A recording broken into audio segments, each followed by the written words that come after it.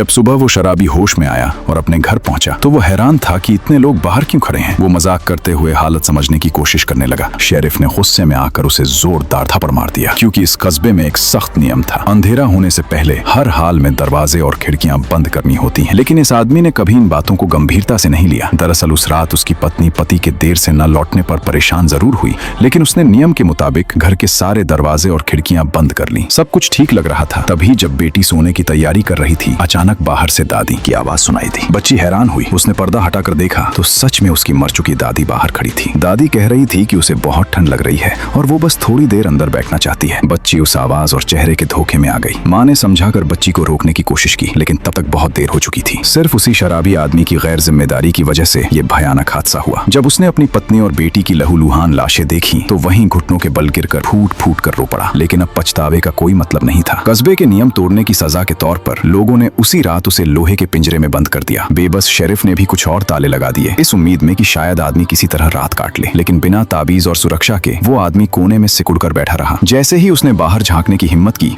उसने देखा कि राक्षस उसे चारों तरफ से घेर चुके हैं। अब उसके पास सिर्फ एक ही रास्ता था, आंखें बंद करके दुआ करना। लेकिन बाहर खड़े वो राक्षस किसी भी हाल में उसे छोड़ने वाले नहीं थे।